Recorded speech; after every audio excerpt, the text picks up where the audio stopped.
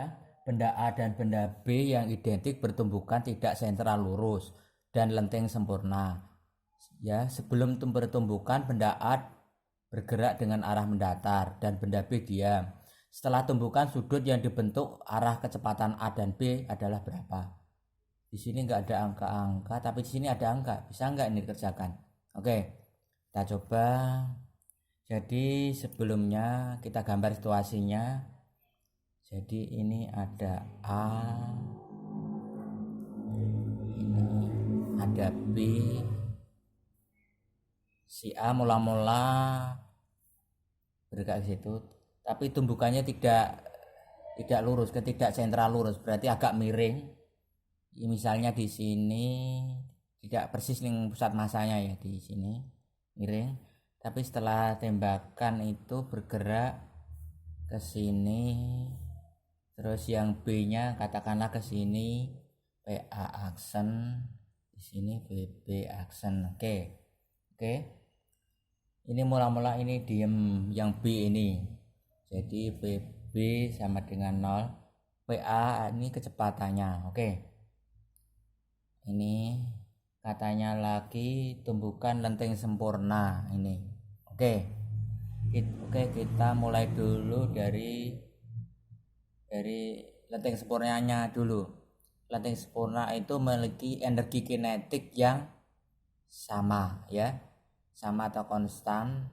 Sebelum dan setelah tumbukan itu energi kinetiknya tetap atau sama. Oke, jadi kita tulis EK awal sama dengan EK akhir.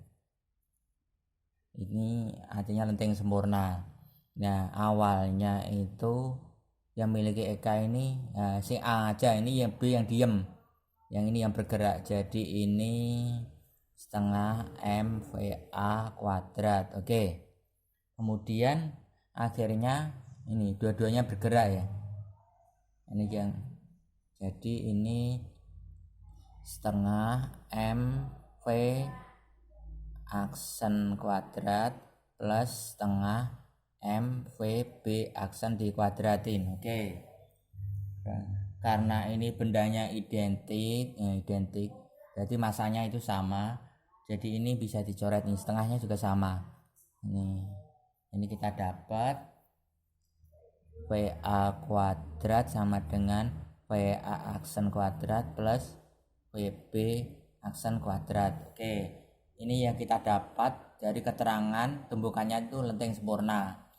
Ini sekarang bagaimana dengan momentumnya?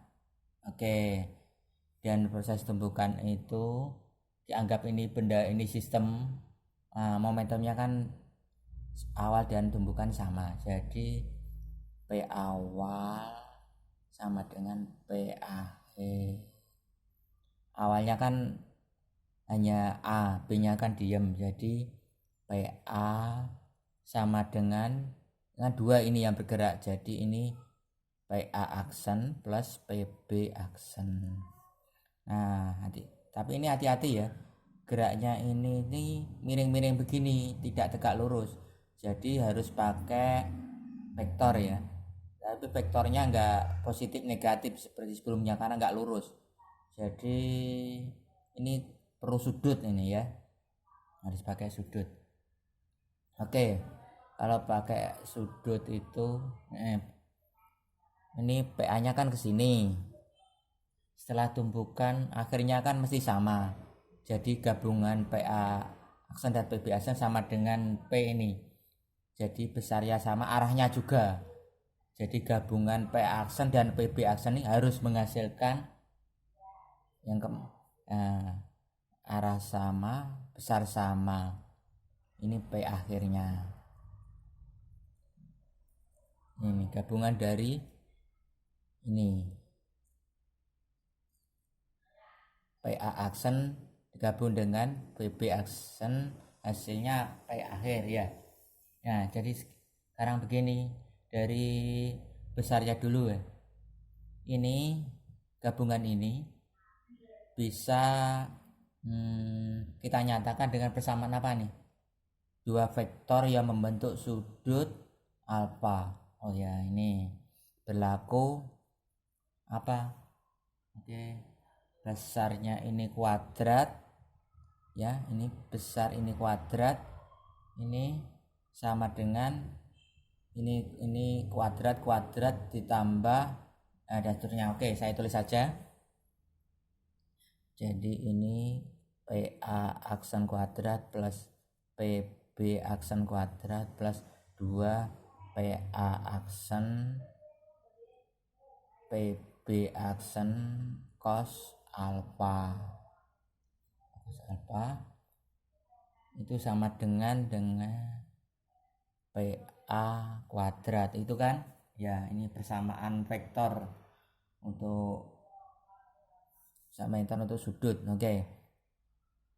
Oke, ini PA nek dijabarin kan P kan massa kali kecepatan dikuadratin, jadi dapatnya M nya kan identik ya, identik berarti tulis M saja, M kuadrat PA kuadrat sama dengan M kuadrat PA aksen kuadrat plus M kuadrat PB aksen kuadrat plus 2 M kuadrat ya, M nya kan sama ini kan, kuadrat kumpulkan V aksen kuadrat VB aksen kuadrat